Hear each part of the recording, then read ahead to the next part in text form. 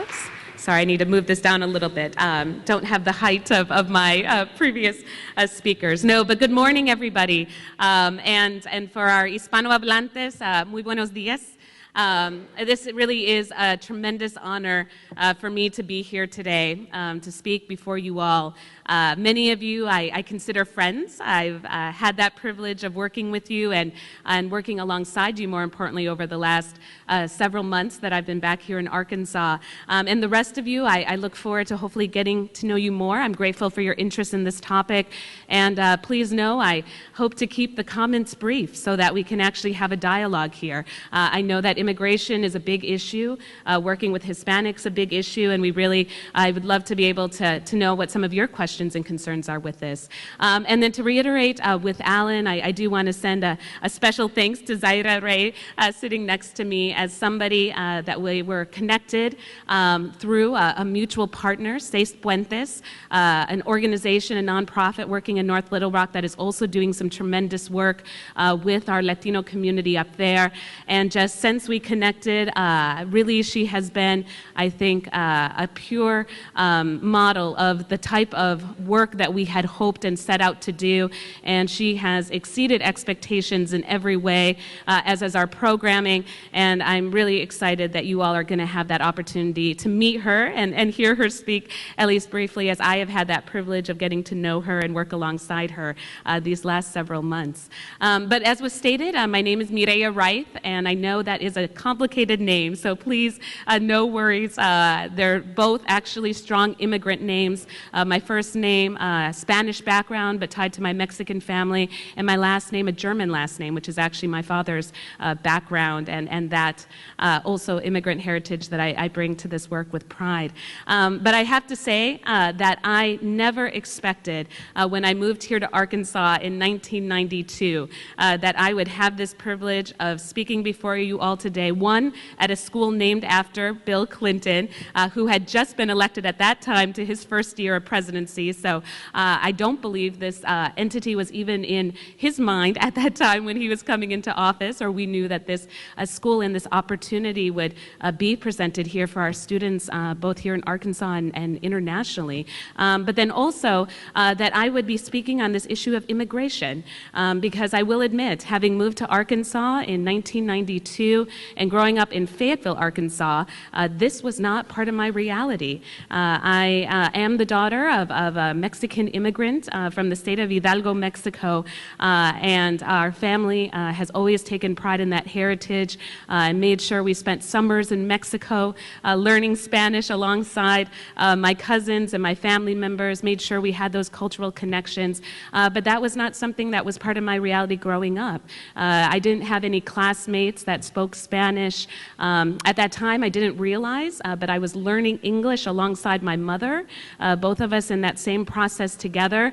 And actually, people were so confounded by my Mexican accent in English, I got sent to speech therapy school, thinking it was a physical defect as opposed to me going through that English learning process with the rest of my family. And also looking a little different from other folks, I will admit, that kind of preceded this whole movement of bullying and anti-bullying that I'm grateful we're seeing now in the schools, but kids always weren't so nice to those that look so different. So for me to know that I can be speaking on this topic about heritage and something that's so important to me, I think is a reflection of something my parents instilled in me, which was strength. Strength and appreciation for something that really has guided me in so many ways in life, and that is that diversity is an asset. And it's not something that we should shy away from, but that's something that we should embrace in all aspects. But I don't think they had any sense when they taught me that lesson that I would make a career out of it, or that I could even make a career out of it. And I think even today when I talk with my parents about what I do, they still every so often pause. Now, what exactly is it that you do? So I'm going to do my best to sort of break it down for you all here.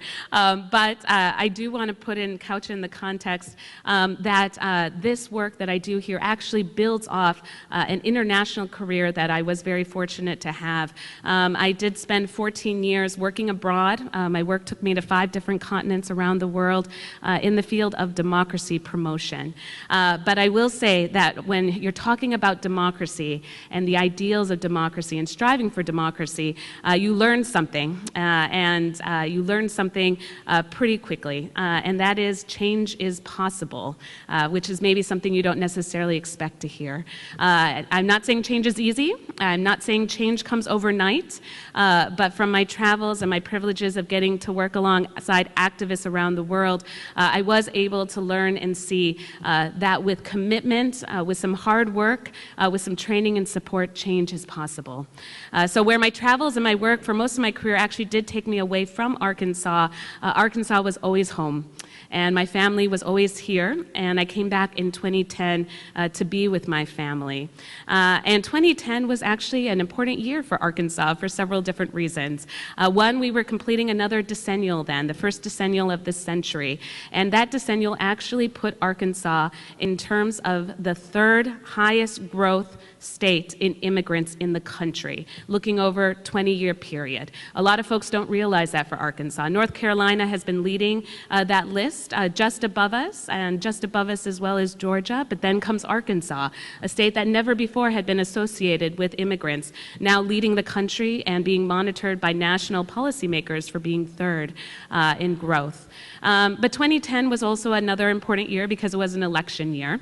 And given that within my work in democracy promotion and political development, my specific interest was always connecting marginalized communities with political processes. So the combination of growth within our immigrant community plus this election gave me a unique opportunity to get to work in terms of outreach with our Latino community in regards to our election. And one thing that I didn't expect, and I think those that worked with me didn't expect as well, was that that would actually be a tremendously big year for our Latino community in regards to our electoral participation. Here in Arkansas, we doubled the Hispanic vote in 2010. So in 2008, about 7,000 Hispanics voted and participated in that presidential election. In 2010, it was over 16,000 in just a 2-year period. That was tremendous, and it showed a growing awakening as well as interest, and what we saw, a huge potential in terms of work with our community and on some of these issues. So coming out of that election, obviously very excited, very passionate about the success, obviously still very passionate about my community home in Arkansas. I was approached by some leaders, local leaders, who also were working nationally on some of these issues through a movement called Reform Immigration for America, or RIFA. And they actually had a 4-year campaign here in Arkansas trying to connect local Arkansans with this national conversation around immigration reform, and realizing that if we were going to have sincere conversations about solutions to immigration reform in our broken system, then we needed folks from everybody, from all states, to be involved in that. And that in order to do that, we needed to have more presence, more training, more knowledge, and more awareness on the ground. And it was those individuals involved with that campaign that planted this seed of this idea of Arkansas United Community Coalition to me and starting this nonprofit. I have to admit, again, growing up here in Arkansas, never had envisioned that I would start up a nonprofit someday. That was not something that had been on my list of things to do before I kicked the bucket, but it was a wonderful opportunity that was being presented before me and around a wonderful mission that I really believed in, which was trying to bring greater equality, greater integration for all of our Arkansans, and now focusing on this newly emerged immigrant population. Now, with that, it did take us a moment, and we felt it was very important at that time to reflect, because there was active conversation going on in this state about immigration. And it was important for us to look economically at what was happening, but politically as well, and make sure that as we were thinking about this organization, as we were thinking about promoting equality for immigrants, how we might do so, and do so in a conscientious way for what was already going on. And so first we looked at the economy. And I know when we think of 2010, we're not thinking too good on the economy, especially at the national level. However, at that time, the Winthrop Rockefeller Foundation had released information that looked specifically at immigration and how immigration tied to economics here in Arkansas. And we were all very surprised. Arkansas immigrants are contributing about $3 billion annually to our economy positively. And that was something that we thought was very strong. Arkansas immigrants were putting in more in taxes than essentially what they were taking out, which is something that I think a lot of folks wanted to understand better and were concerned with. And there was strong evidence of a very strong entrepreneurial base for immigrants here in Arkansas, and a base that was very actively, even in these tough economic times, giving something very positive to our Arkansas economy. We also looked at politics, and Arkansas politics, as you might imagine, wasn't fully independent of national politics going on that time in regards to immigrants. 2010, you might recall the Arizona law, SB 1070, for those of you that follow immigration, and that law being introduced and the conversation reemerging at that time that we do have a broken immigration system, and then whose role was it to fix it? Was it the federal government or was it the state government? And obviously the state of Arizona making a very strong belief and assertion through some of their leadership that they felt the state government had a role there in terms of fixing it. Well, that obviously tied into the upcoming elections in 2010. And even here in Arkansas, through groups like Secure Arkansas, you saw efforts of trying to bring some of those conversations into our debate here and seeing whether, and wanting to enlist from our folks here in Arkansas, whether that type of law is what Arkansans would get behind or be supportive. Thankfully, they didn't get enough signatures for the ballot initiative that year, but it was a conversation that was being entered here. And then at that time as well, for us, we got connected to the first time to the Friendship Coalition on the opposite end of that spectrum. And the Friendship Coalition being a coalition of leaders, of what we might call grass top leaders from across the state of Arkansas, who firmly believe that these conversations that were about being punitive to immigrants and looking purely at deportation were not in benefit of Arkansas, and that we needed to take a stand against it, and that these entities trying to bring folks together around these conversations. So looking at all those pieces, and again, us trying to reflect on this concept of how do we build equality, how do we build integration, for us we realized that those conversations couldn't be happening independently of what's happening in the economics or the political realm, but also that there was some timely opportunities coming here.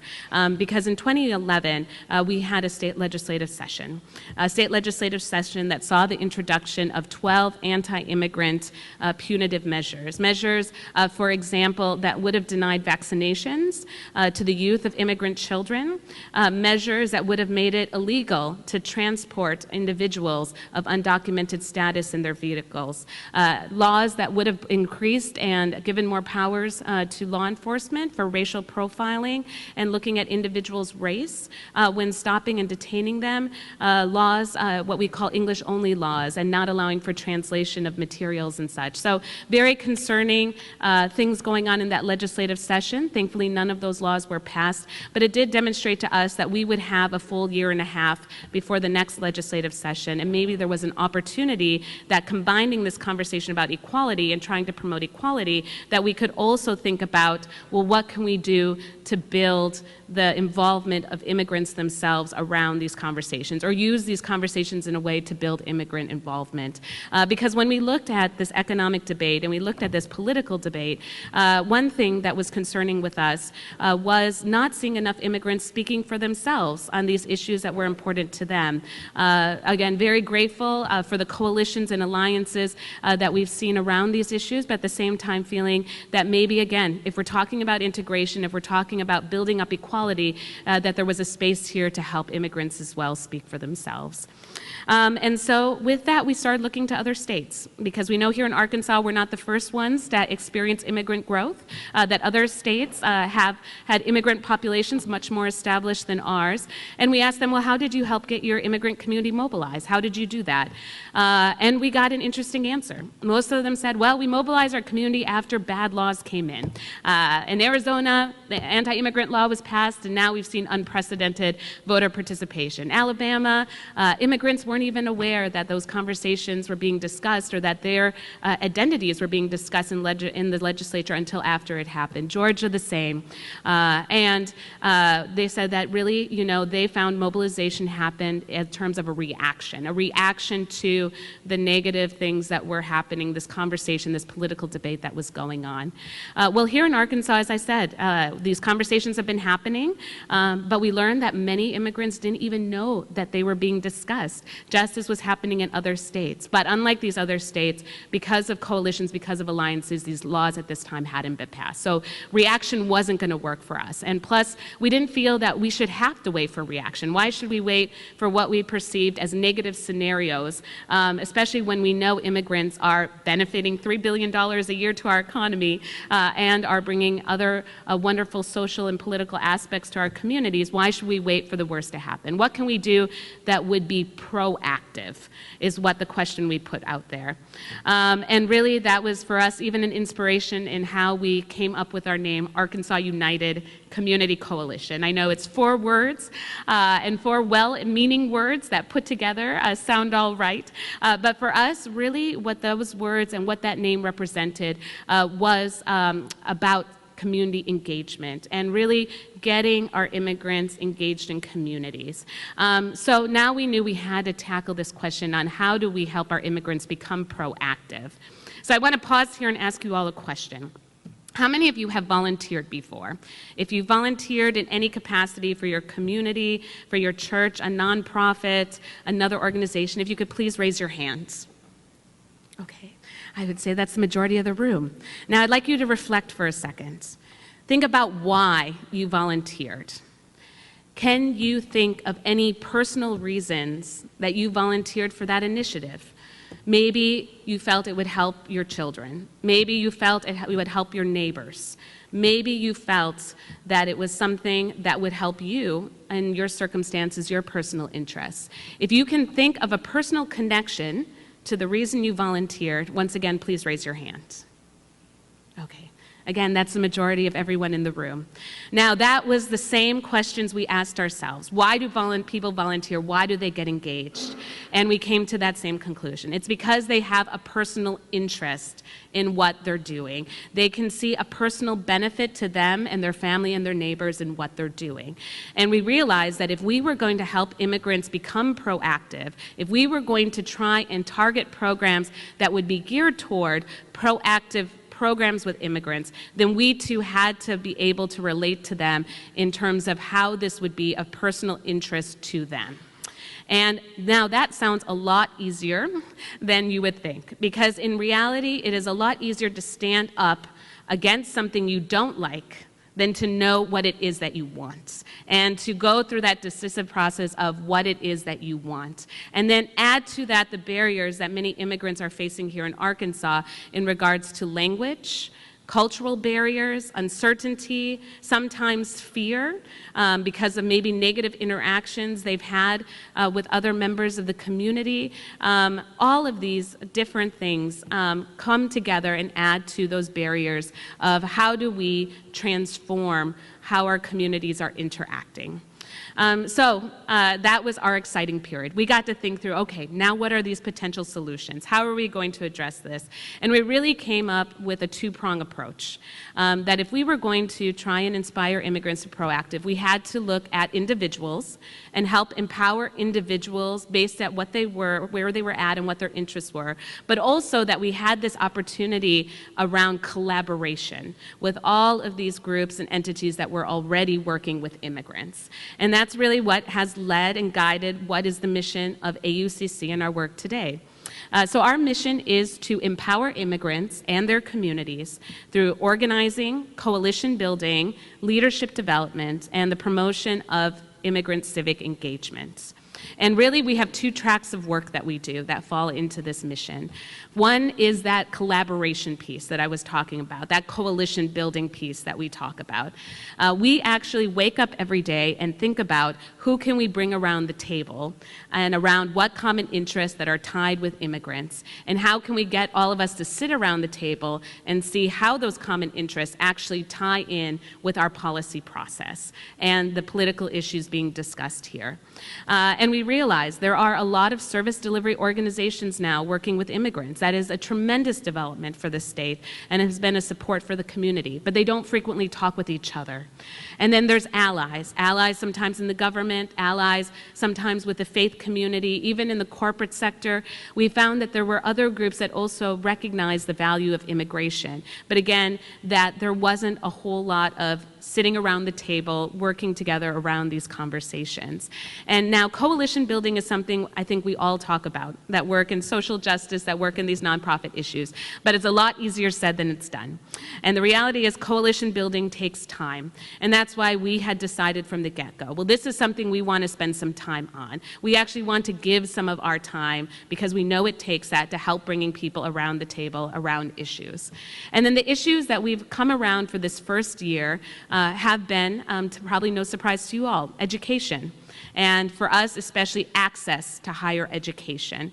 In recent polling with immigrants, but I think you'll find even within the context of this election, in the context of conversations going on, education frequently polls as one of the highest issues of importance to Americans, whether they're immigrants, non-immigrants, or otherwise. And we recognize that there are some significant barriers to immigrants getting to pursue higher education in the state of Arkansas and this country tied to their immigration status.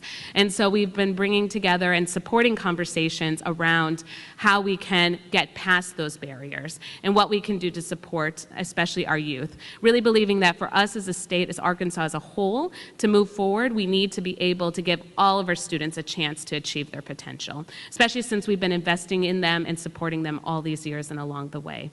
Another coalition issue that emerged for us was on human and civil rights.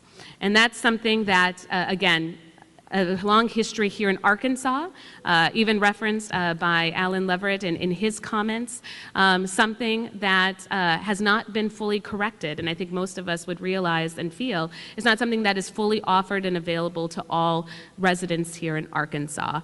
And so we've been able to work with some very exciting coalitions that have included the African American community, our LGBTQ community, our faith community, women's rights groups, and other groups to have this conversation and how can we ensure that human and civil rights are being extended to all Arkansans living here. And with that as well, our interest in seeing those extended to immigrants and immigrant rights, especially in relation to the rise of programs that are encouraging enforcement-only deportation primarily of immigrants, especially in their context with government and law enforcement agencies. Some of these programs like 287G and Secure Communities. The final issue that we're working on in coalition is that issue on civic participation. So again, what brought me originally back to Arkansas and my passion and my engagement, my firm belief that everyone has a place in our political system and our real politics can achieve its potential until we have diverse voices around that table.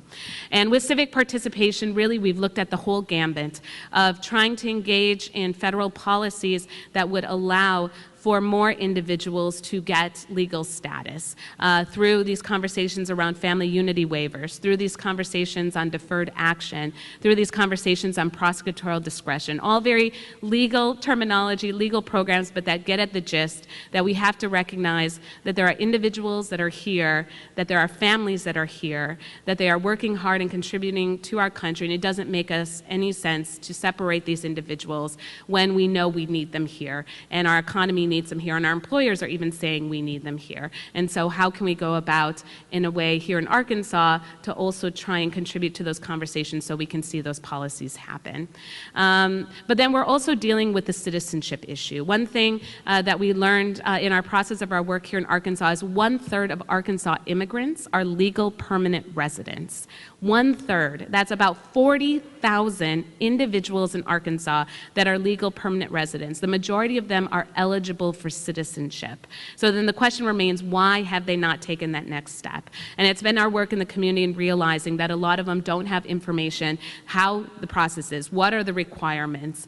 They're unaware actually about the fee waivers that allow for individuals in impoverished circumstances to not even have to pay a fee to begin that process. And so we've been working to build awareness on that, but more excitingly, we've been working to build coalitions at the local level to offer citizenship workshops so that that more individuals can take advantage of the citizenship process and get into our system. And then after citizenship, obviously we're working on voter registration, and I brought voter registration forms there, so if some of you have not taken the opportunity to update your form, please do so. Voter registration deadline is on October 6th, so just a few days away. But this is also tremendously important for us in that we found, even though we were able to double and work and be part of efforts that doubled the Hispanic vote in the last election, still 80% of eligible Latinos in the state who could vote are not voting. And so we know that voter registration has to do with part of that. Education, awareness building also has to do part of that, and those are all efforts that we've been working in coalitions to try and bring awareness on. So we are working on coalition building, but we're also working on a second track of program, and that's, as I said, looking at the individuals, looking at individual immigrants and seeing how we can support them in seeing their leadership potential realized and seeing it in a new form of leadership that we like to talk about in terms of organizing and community organizing. Because again, we know that there are agencies here that are offering leadership in services, but we need leaderships that can take that to the next level in terms of trying to change our system and trying to help our system achieve this potential.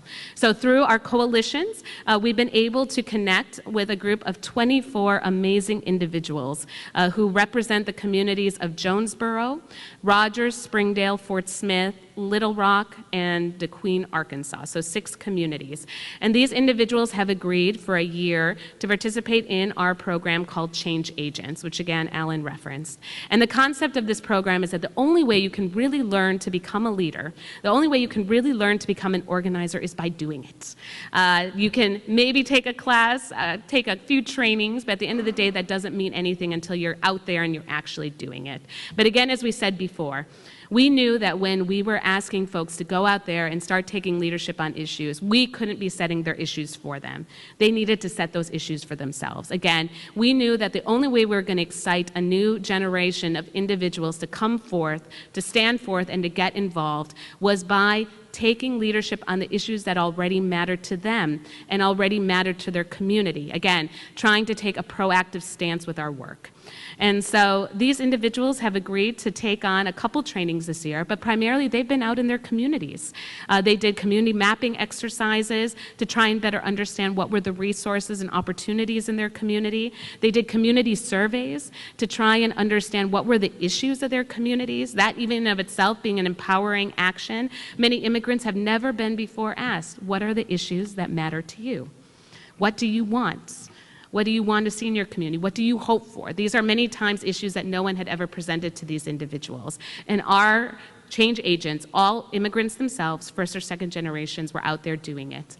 Once they got this information, they've been facilitating conversations with their communities. Again, we're trying to get away from a service delivery model. We're about these individuals working with other teams of individuals, creating what Zaira knows as we call our snowflake, to try and be able to inspire other groups of folks, again, who share that common interest with them, to create a vision for what that interest is, to commit to working toward that vision, because again, it doesn't mean anything if one individual is out there saying, okay, I'm gonna do this. No, I mean, if we're talking about changing the system, it's about everybody committing to do something. And we know that people have different times and flexibilities, but the idea is that everyone commit at the level they can commit to. Maybe it's making a phone call, maybe it's connecting to another volunteer, maybe it's connecting to some resource. All of these are ways to commit and get involved.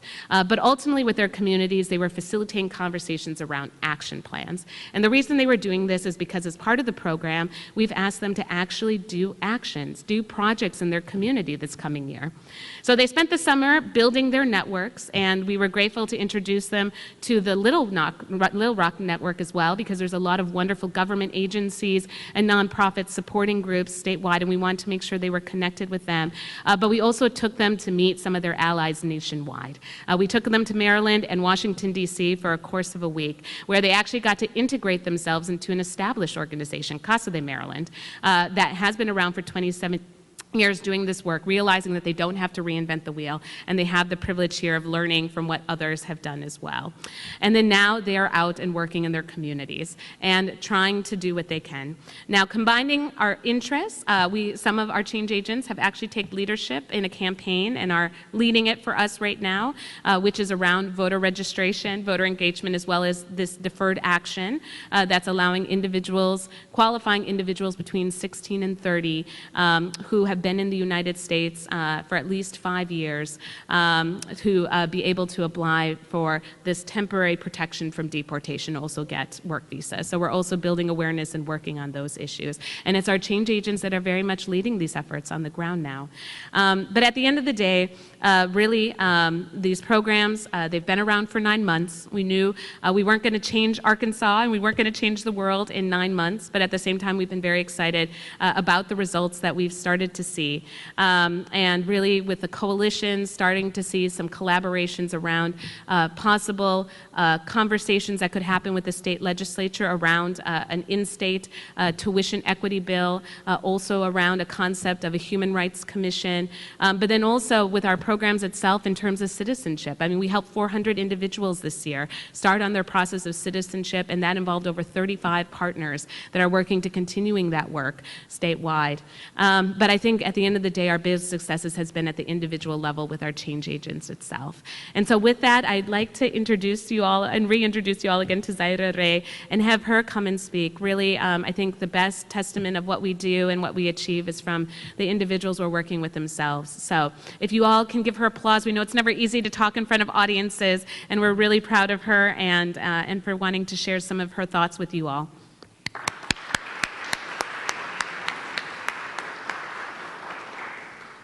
Hi, my name is Zaira. I go to Central High School. I'm 17.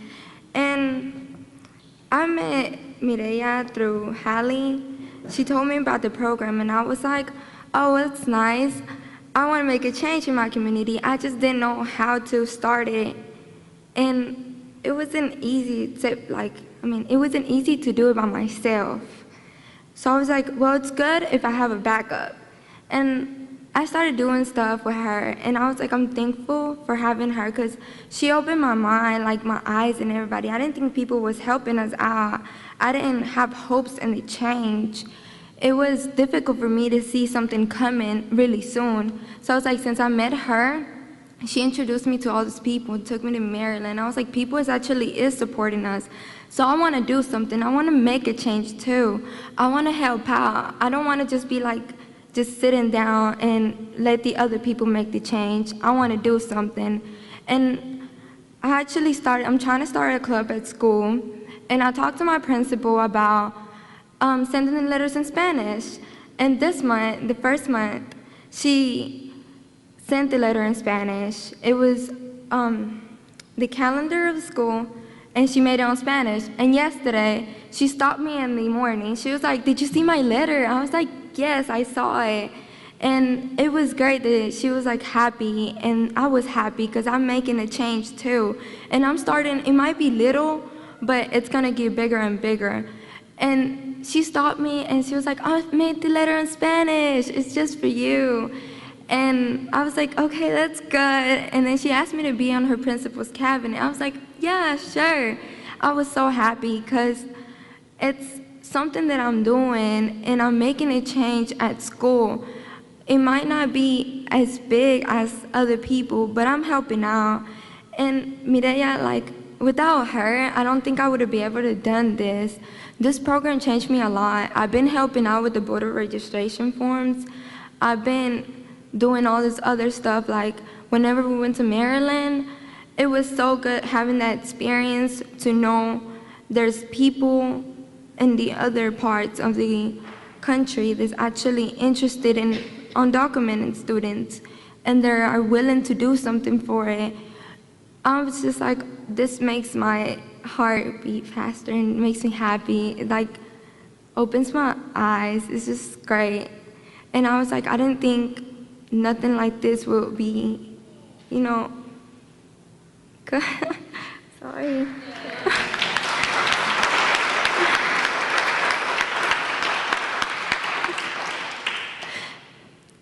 I'm just thankful for everything that she's done in this program.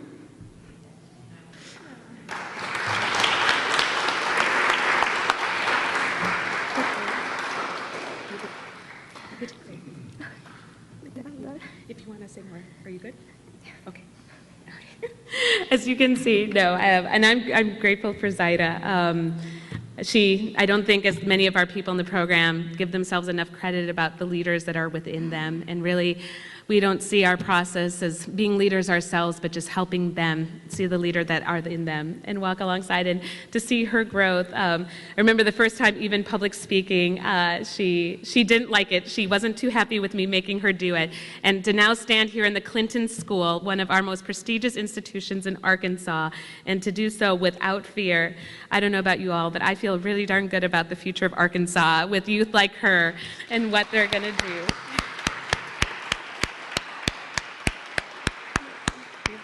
So with that, I know I've taken more time than I had expected. So just to say, you know, obviously these elections are going to have an influence on what kind of work and what the nature of our work will look like moving forward, but we're committed to Arkansas. We believe in this state. We're proud of this state. We're proud to call ourselves Arkansans, and we look forward to collaborative conversations that let us really help our state achieve our potential and help everyone that wants to get involved, everyone that want to get involved to be able to do so. So with that, I take any questions or comments that you all might have. And please note, I think Zaida as well would probably welcome some comments or questions too. And we'll both be around as well. Thank you so much.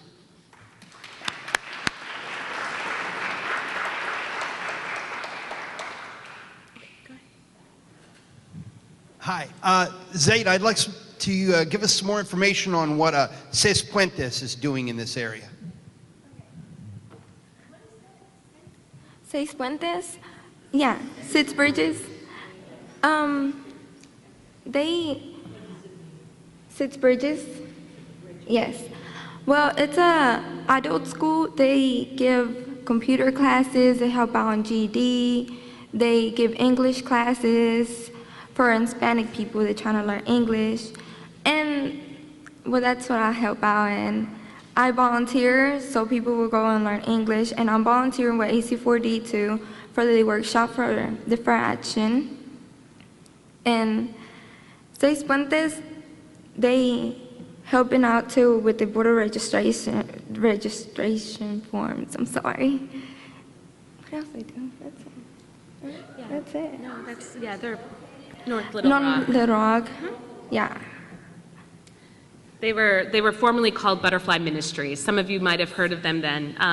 And they've now formalized themselves as a nonprofit 501c3 up there in North Little Rock that's offering services for immigrants. So it's a first very positive move and something that obviously we very readily partnered with them and work with them here on the ground and them with our change agents. So. And they give classes for kids too. Yes, classes. yes. And they do a lot of classes with children and such. I'm just wondering, can Zaida get a loan to go to college? I mean, is there issues at all with paying for higher ed and getting in and all that? No, in terms of undocumented students, no, undocumented students can't get loans most of the time for college. There are some private funding out there, but it is very limited. A lot of the students that are able to go to college, they go as a foreign student. Even though they went to school here, they don't get to count as in-state students. So they pay either out-of-state or foreign student fees, depending on the institution, and then from there, they're not eligible for scholarships, federally funded scholarships, or even for FAFSA and federal assistance. So really their only option is taking a class at a time when they're able to, or a couple. Some of them have been able to connect with some families or institutions, private institutions that with private funding have supported them, but that's why we believe so firmly in the DREAM Act and deferred action with the support of this, but more importantly, now for offering in-state tuition for these students so that they might have the equal opportunity. As you can imagine, that cost barrier being significant. While the governor has been very helpful on immigration issues in the legislature, for some reason he is absolutely opposed any kind of DREAM Act here in Arkansas. He's vowed to veto any bill that offers in-state tuition to undocumented students, even if they've lived here all their lives and have gone through the public schools. He still considers them non-residents, and they pay. If a in-state student pays $10,000 a year to go to school, the immigrant child will pay $20,000 under the current law. Yes. Would you please just reiterate for us what the DREAM Act is? I'm not, just the highlights of that. No, of course. So thank you. And thank you for that, because there's actually two DREAM Acts, one that we can address here at the state level, and then there's the federal DREAM Act.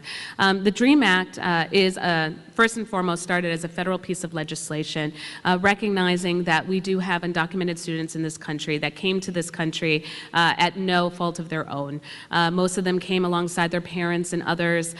Many of them actually didn't even realize they were undocumented until it came to the moment that they were applying for college, and their parents had at that time informed them that they wouldn't get the same treatment as their fellow classmates. Many of these kids actually don't even speak their native languages, or they speak English with a very strong Arkansan accent or their other native accents because they consider themselves here just as much a resident here as everyone else.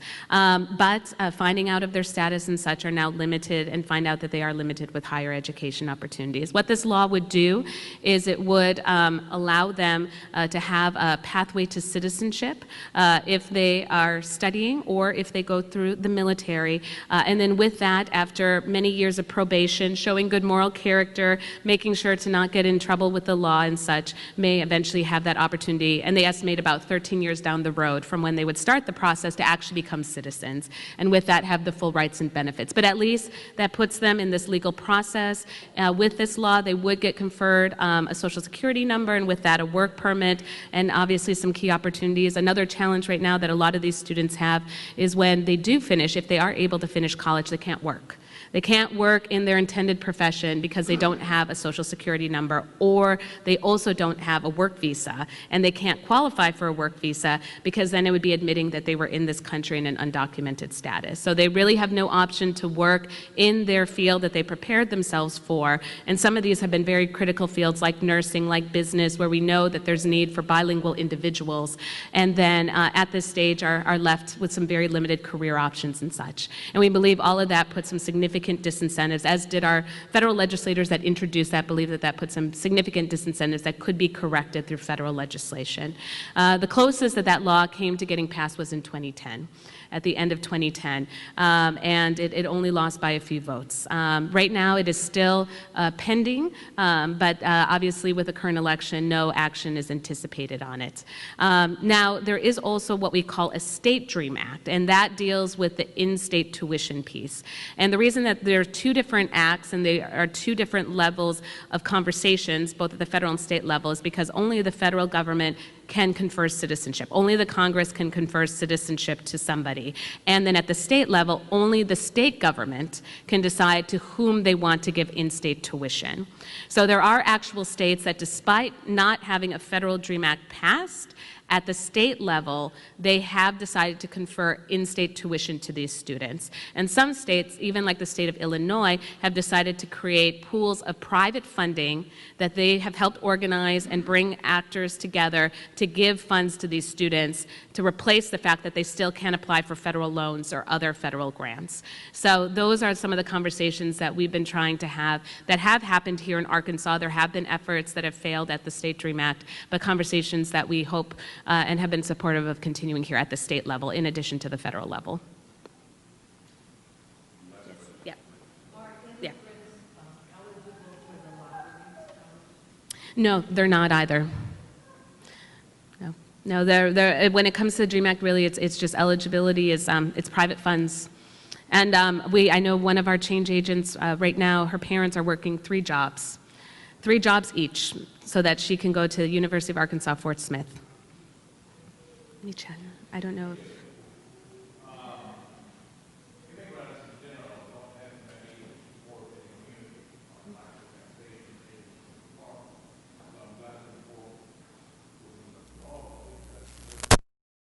There's a new community the organization information. We already have 5 bylaws for the Secretary of State, and we finally we are asked to get our 501c3. It's called Centro Comunitario Cultural Las Americas, Community Center and Cultural Center Las Americas, and we hope to be up and functioning by the end of this year. The question for you is LULA, the League of United Latin American Citizens, part of the coalition? Yes, we've definitely partnered with LULAC on several of our coalitions. We're not a membership entity as of yet. That's something that we're hoping to grow into.